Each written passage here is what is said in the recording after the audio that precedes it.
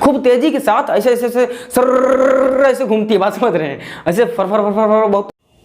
आज फिर से आप सबका तहे दिल से अपने चैनल पे हम स्वागत करते हैं। आइए आज आपको हम पढ़ाएंगे सेल्फ फ्रैक्शनेशन, जो 2 स्टेप में होता है, होमोजेनाइजेशन, सेंट्रीफ्यूगेशन। मतलब सेल्फ फ्रैक्शनेशन 2 स्टेप प्रोसेस है जो होमोजेनाइजेशन और सेंट्रीफ्यूगेशन कहलाता है।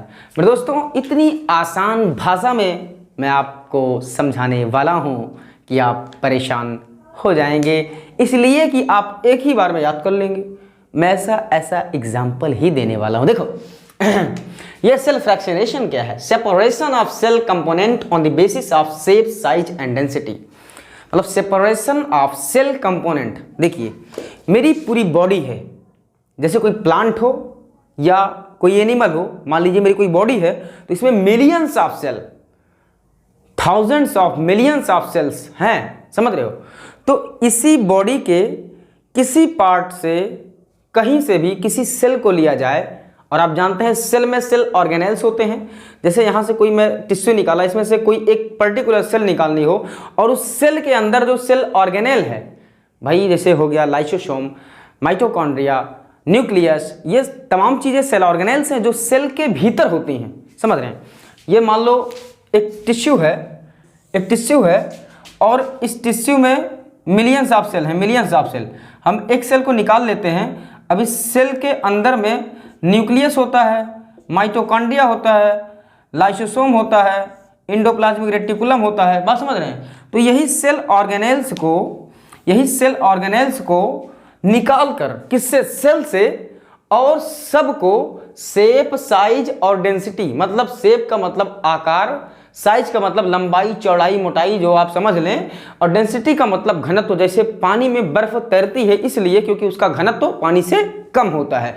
मेरे दोस्तों, शेप के आधार पर, साइज के आधार पर, डेंसिटी के आधार पर जो सेल होती है, सेल के अंदर जो cell organelles, mitochondria, lysosome, nucleus, endoplasmic reticulum, ribosome होते हैं, उनको शेप, साइज और डेंसिटी के आधार पर अलग करने की प्रक्रिया जो होती है वो सेल्फ फ्रैक्शनेशन होती है। और सेल्फ फ्रैक्शनेशन 2 स्टेप प्रोसेस है, होमोजेनाइजेशन और सेंट्रीफ्यूगेशन। इतना आप समझ गए होंगे, आई होप। अब देखिए, इस technique we break the cell wall. Homogenization क्या है? In this technique we break the cell wall और plasma membrane to release cell contents. मतलब जैसे कोई एनिमल है, उसके सेल के आवरण, मतलब कोई एनिमल है, उसके सेल के बाहर का जो आवरण होगा वो प्लाज्मा मेम्ब्रेन होता है, प्लाज्मा मेम्ब्रेन, समझ रहे हैं? और कोई अगर प्लांट का यही होगा तो इसमें प्लाज्मा मेम्ब्रेन और सेल वॉल दोनों होती हैं, समझ रहे हैं? तो सेल वॉल और प्लाज्मा मेम्ब्रेन सेल के बाहरी आवरण को कहते हैं। जो सेल के अंदर जो ऑर्गेनेल होते हैं, कोई फ्लूइड होता है, साइटोप्लाज्म होता है, साइटोसोल होता है, सेल ऑर्गेनेल होता है, उसको आवरण मतलब एक बाहर के इन्वायरमेंट से अंदर के इन्वायरमेंट से डिफरेंट, मतलब सेपरेट कर देते हैं। ये सेल वॉल का काम होता है। तो सेल वॉल या प्लाज्मा मेम्ब्रेन, तो जैसे कोई एनिमल है तो उसमें प्लाज्मा मेम्ब्रेन, अगर कोई प्लांट है तो उसमें सेल वॉल, बात समझे? तो उसी सेल वॉल या प्लाज्मा मेम्ब्रेन को ब्रेक करके, तोड़ के, किसी टेक्निक के द्वारा क्या किया जाए, उसके अंदर के सेल ऑर्गेनेल्स को, लाइसोसोम, न्यूक्लियस को बाहर निकाल लिया जाए, उसी को कहते हैं होमोजेनाइजेशन, बात समझे? तो in this technique we break the cell wall और plasma membrane to release the cell contents, बात समझे? इतनी समझ गए तो आगे बढ़िए। देखिए इसमें होता क्या है, टेक अ टिश्यू, मतलब हमने कहीं से टिश्यू काट लिया, गोश्त काट के निकाल लिया, थोड़ा सा, समझ रहे हैं? थोड़ा सा टिश्यू निकाल लिया। अगर जो मांसाहारी है, समझ, अभी मैं आगे देखता हूँ। देखो, टेक अ टिश्यू, उसके बाद में वॉश विथ सैलाइन वाटर और कूल्ड, मतलब wash with saline water cooled, मतलब ठंडे सैलाइन वाटर से हम उसको धुलेंगे। क्यों धुलेंगे? इसलिए कि उसमें जो एक्सेस मटेरियल, जैसे खून हो गया, ब्लड हो गया, बात समझिए, तो वो रिमूव हो जाए। To remove blood clean tissue, मतलब ये अब धुल उठा, ये क्लीन टिश्यू हो गया, बात समझ रहे हैं? क्लीन टिश्यू हो गया। तो अब इसे क्या करेंगे? प्लेस्ड इन वार्निंग ब्लेंडर या होमोजेनाइजर या ग्राइंडर या मिक्सचर, इसको मिक्सर भी कहते हैं, इसको मिक्सर भी कहते हैं, समझ रहे हैं? मिक्सचर, इसको मिक्सर भी कहते हैं। क्या ये जो है, देखिए, वार्निंग ब्लेंडर, होमोजेनाइजर या ग्राइंडर या मिक्सर बात समझिए, जैसे कोई मिर्चा है, धनिया है, आप मसाला पीसते होंगे घर पे, देखे होंगे अपनी माँ बहन या खुद पीसते होंगे अगर हॉस्टल में रहते होंगे, समझ रहे हैं। तो कभी कभी शादियों में आप किए होंगे, नहीं किए होंगे कभी, तो जो ग्राइंडर होता है या मिक्सर होता है, जो खड़ी मिर्ची हम डालते हैं तो क्या होता है, जैसे खड़ी मिर्ची हम डालें या खड़ी धनिया डालें तो फिर क्या होता है, वो ग्राइंडर घूमता है, उसको छोटे छोटे टुकड़ों में कन्वर्ट कर देता है, छोटे छोटे टुकड़ों में पाउडर बना देता है। अब जब वो किसी कोई जूस बनेगा, कोई सालन बनेगा, चाहे वो मीट हो या सब्जी हो या कोई भी बनेगा, कुछ भी बनेगा, तो क्या होगा, वो सालन में, वो जूस में अच्छे से मिक्स हो जाएगा, इसलिए कि वो छोटे छोटे पार्टिकल्स में डिवाइड होगा। इसी तरीके से जो क्लीन्ड टिश्यू है, हम उसको ग्राइंडर या मिक्सचर या होमोजेनाइजर कुछ भी बोल सकते हैं, इसको इतने नामों से जाना जाता है, mixture, warning blender, homogeniser, grinder. तो इसके लिए जो सबसे सटीक वर्ड है वो होमोजेनाइजर है, होमोजेनाइजर। तो होमोजेनाइजर में रखते हैं क्या, क्लीन्ड टिश्यू को रखते हैं, क्लीन टिश्यू को पिस्टल के जरिए, मतलब आप ग्राइंडर या होमोजेनाइजर कुछ भी समझ लीजिए, उसको जो एक टिश्यू होता है उसमें कई सेल होंगी भाई। एक टिश्यू में जैसे एक मिर्ची के अंदर कई सीड होते हैं, मिर्ची के, बात समझ रहे हैं, कई सीड होते हैं, बात समझ रहे हैं। इसी तरीके से एक छोटे से टिश्यू को हमने लिया, इतनी दूर को काट के निकाला, तो इतने टिश्यू में बहुत से सेल होंगे। तो बहुत से सेल को अलग करने के लिए सबसे पहला प्रोसेस है, पिस्टल के जरिए होमोजेनाइजर में डालकर क्लीन टिश्यू को क्या करते हैं, उसको छोटे छोटे टुकड़ों में तब्दील कर देते हैं, बदल दिया जाता है, काट दिया जाता है। जैसे आप नहीं समझ पा रहे हो तो समझ लीजिए, जो मांस मछली गोश्त खाते हैं मांसाहारी, वो कीमा जानते होंगे, कीमा। तो कीमा को क्या होता है, गोश्त का लोथड़ा होता है, गोश्त के लोथड़े को कसाई बार बार इसी पे मार के इसको छोटा छोटा बना देता है, बात समझ रहे हैं। इसी कीमे की तरह ये छोटा छोटा बना दिया जाता है, किसमें, मिक्सचर में या ग्राइंडर में या होमोजेनाइजर में, कौन, क्लीन टिश्यू को कर दिया जाता है। फिर क्या होता है, देखो, फिर इस क्लीन टिश्यू में जब छोटा छोटा कर दिया गया, अब ये छोटा छोटा हो गया, देख रहे हैं, छोटा छोटा। जब सेल वॉल या प्लाज्मा मेम्ब्रेन टूट जाती है तो सेल के अंदर के सेल कंपोनेंट या सेल ऑर्गेनेल सब बाहर आ जाते हैं, इसी को कहते हैं होमोजेनेट। ये सब सारी प्रोसेस होते वक्त कंडीशन क्या रहती है, टेम्परेचर 0.4 डिग्री सेल्सियस लगभग कम से कम होता है, इसलिए कि कोई डिस्ट्रक्शन ना हो सेल ऑर्गेनेल्स में, और पीएच जो होता है ऑप्टिमम होता है लगभग 7, और वाटर पोटेंशियल 7.5 तक भी कभी कभी रखा जाता है, 7 से 7.5 पीएच। और ये वाटर पोटेंशियल उतना होता है जितना उसमें डाली जाने वाली सेल्स का होता है, इसलिए कि सेल्स के अंदर जो सेल ऑर्गेनेल्स हैं, मतलब जो सेल ऑर्गेनेल्स हैं, सेल ऑर्गेनेल्स के अंदर जो कंपोनेंट है, जो चीज़ें हैं, वो बाहर ना निकलें, और बाहर का इन्वायरमेंट की चीज़ें, वाटर जैसे हो गया, वो अंदर सेल ऑर्गेनेल के ना जाने पाए। अगर जैसे आप चना डालते हैं पानी में तो चना फूल जाता है, अगर पोटेंशियल बराबर हो किसी चीज़ का तो अंदर पानी नहीं जाएगा, ना उसके अंदर का कुछ बाहर आएगा, बात समझे। तो इसी तरीके से, इसी वजह से इसका वाटर पोटेंशियल सेम एज उस सेल कंपोनेंट के जितना होता है, क्योंकि ताकि कोई बाहर से अंदर ना जाने पाए, अंदर से बाहर ना जाने पाए। और एंजाइम जो होता है, कभी कभी सेलुलेज एंजाइम या पेक्टिनेज एंजाइम यूज किया जाता है। जैसे आप हथौड़े से किसी चीज़ को इसको मारेंगे तो फूट जाएगा, बात समझ रहे हैं, टूट जाएगा, चकनाचूर हो जाएगा, लेकिन इसी को दिमाग से थोड़ा खोल लेंगे और इसके अंदर के रिफिल को निकालना चाहते हैं तो आसानी से निकल जाएगी। इसी तरीके से मेरे दोस्त, ये सेलुलेज या पेक्टिन, जैसे सेलुलोज को जैसे प्लांट होता है उसमें सेलुलोज उपस्थित होता है, जानते हैं। तो सेलुलोज को क्या करने के लिए, उसको डिग्रेड करने के लिए, तोड़कर अंदर के सेल कंपोनेंट को बाहर निकालने के लिए सेलुलेज एंजाइम का यूज करते हैं। जैसे पेक्टिन हो गया, उसको डिग्रेड करने के लिए, उसको तोड़ने के लिए पेक्टिनेज एंजाइम का यूज करते हैं, ताकि सेल के अंदर के सेल ऑर्गेनेल्स को कोई प्रॉब्लम ना हो, कोई डिस्ट्रक्शंस ना हो, बात समझे। अब ये हो गया homogenization. Now come to the next point. मेरे दोस्तों, ये जो सेंट्रीफ्यूगेशन होता है, centrifugation, this technique is used for separation of substances on the basis of shape, size and density।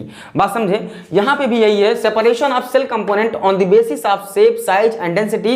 This technique is used for separation of substances on the basis of shape, size and density।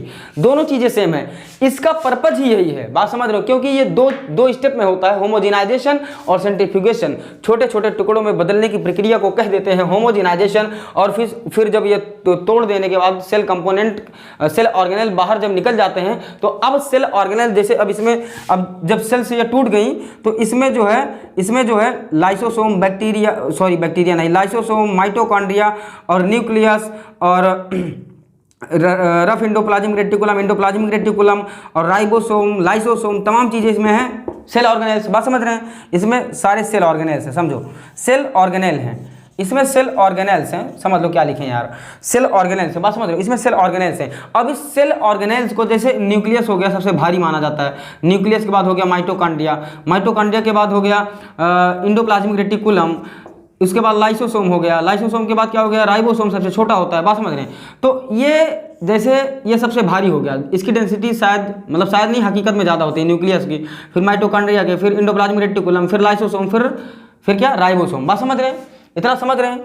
Nucleus, mitochondria, endoplasmic reticulum, lysosome और ribosome, इतने cell organelles मैं लिख दिया हूं इसलिए कि थोड़ा सा एग्जांपल देने के लिए, समझाने के लिए, बात समझे। तो अब ये जो सेल ऑर्गेनेल्स हैं इनको अलग करना है। अभी तक तो हम सेल से सेल ऑर्गेनेल को बाहर निकाले, अब सेल ऑर्गेनेल जो बाहर निकले हैं उन सेल ऑर्गेनेल्स को अब न्यूक्लियस को अलग करना है और माइटोकॉन्ड्रिया को अलग करना है, एंडोप्लाज्मिक रेटिकुलम को अलग करना है, राइबोसोम को अलग करना है, लाइसोसोम को अलग करना है। तो कैसे करेंगे? वो टेक्निक काम आती है सेंट्रीफ्यूगेशन की, बात समझ रहे हैं? सेंट्रीफ्यूगेशन में क्या होता है, देखो होमोजिनेट जो होता है, ये होमोजिनेट है, होमोजिनेट जो सेल ऑर्गेनेल बाहर आ गए हैं, सेल के बाहर आ गए हैं सेल वाल या प्लाज्मा मेम्ब्रेन को तोड़ देने के बाद। अब देखो होमोजिनेट को क्या किया जाता है, प्लेस्ड इन टेस्ट ट्यूब, एक टेस्ट ट्यूब में प्लेस कर दिया जाता है, टेस्ट ट्यूब में डाल दिया जाता है, बात समझ रहे हैं, और सेंट्रीफ्यूज में डाल दिया, प्लेस्ड इन सेंट्रीफ्यूज, जो टेस्ट ट्यूब में डाला गया होमोजिनेट, अब होमोजिनेट जो टेस्ट ट्यूब में डाला गया वो टेस्ट ट्यूब, सेंट्रीफ्यूज एक मशीन होती है, सेंट्रीफ्यूज एक मशीन होती है, और उस सेंट्रीफ्यूज में इस तरीके से 3-4 उसमें जगह बनी होती है, हम टेस्ट ट्यूब को रख देते हैं। इस सेंट्रीफ्यूज में होता क्या है, सेंट्रीफ्यूज एक ऐसी मशीन होती है मेरे दोस्तों जो खूब तेजी के साथ घूमती है, बात समझ रहे हैं, खूब तेजी के साथ ऐसे घूमती है, बात समझ रहे हैं, ऐसे फर बहुत, मतलब इतना पावरफुल उसमें मोटर लगाया जाता है क्योंकि बहुत छोटे, अभी इसको हम समझा रहे हैं। देखो आप देखो एग्जांपल देखो क्या होता है, जब ये मार्कर ले लें, जब ये घूमता है ना तो ये जो छोटे छोटे पार्टिकल या इसमें कुछ बड़े बड़े होते हैं, देखो हम मान लेते हैं न्यूक्लियस, इसका डेंसिटी, इसका आकार सबसे बड़ा होता है, बात समझे। अब ये जो न्यूक्लियस होगा जब इसकी स्पीड थोड़ी कम होगी तभी ये नीचे बैठ जाएगा, बात समझ रहे हैं, थोड़ा कम स्पीड में घुमाया जाएगा, इसको कम स्पीड पे रोटेट कराया जाएगा, तो ये जो न्यूक्लियस होंगे एकदम तह में इसके बैठने लगेंगे। क्यों बैठने लगेंगे? सेंट्रीफ्यूगल फोर्स की वजह से।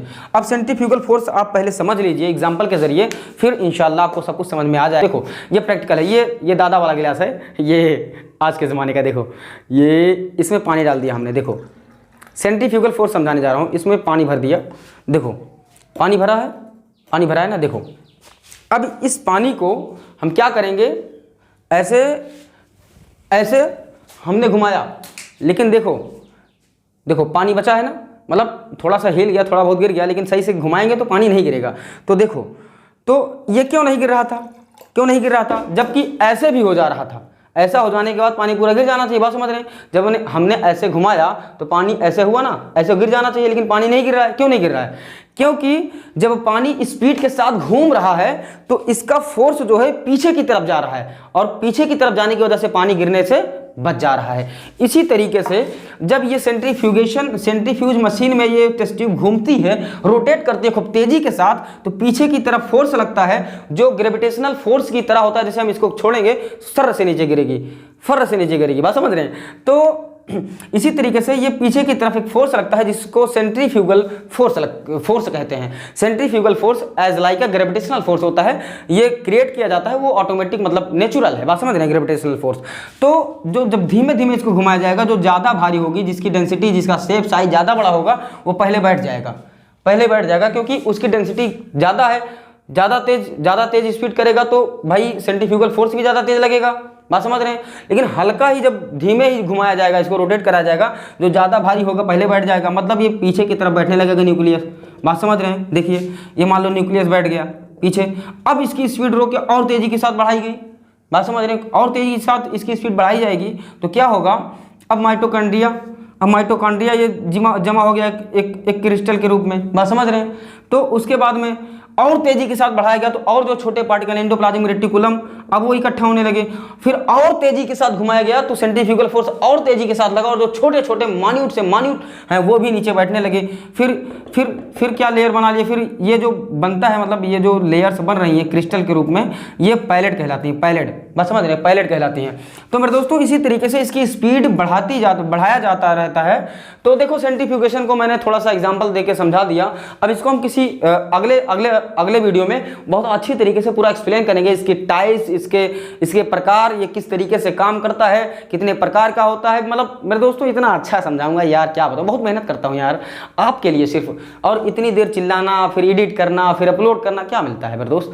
ये मिलने के लिए नहीं मेरे दोस्तों, अपने हिंदुस्तानियों से प्यार है, बस थोड़ी सी शोहरत कमाने की ज़रूरत नहीं है मेरे दोस्तों। अगर आप काबिल हैं, आप इज्जत के लायक हैं, तो ऊपर वाला अल्लाह तबारक व तआला, ईश्वर भगवान खुदा, हम खुदा कहते हैं जिसे हैं ओम, उसी का नाम है सर्वशक्तिमान है, हमेशा से था, हमेशा से है और हमेशा रहेगा मेरे दोस्तों। वो ईश्वर खुदा अल्लाह भगवान एक है, बस हमारा नज़रिए का अंतर है मेरे दोस्तों। वो अगर आप उस काबिल हैं तो आपको इज्जत से नवाजता है। इज्जत और जिल्लत उसी के हाथ में होती है। किसी एक इंसान की इज्जत दे देने से आपकी इज्जत बढ़ नहीं जाती और किसी एक इंसान की तौहीन कर देने से आपकी इज्जत घट नहीं जाती। और इज्जत और जिल्लत, शोहरत, पैसा, दौलत सब उसी के हाथ में है। बस मेहनत करना अपना काम है। खुद ही को कर बुलंद इतना कि हर तकदीर से पहले खुदा बंदे से खुद पूछे, बता तेरी रजा क्या है। अगली वीडियो में हम आपको पढ़ाएंगे सेंट्रीफ्यूगेशन के टाइप्स, प्रकार और and it's on. Lots of thank you for watching my video.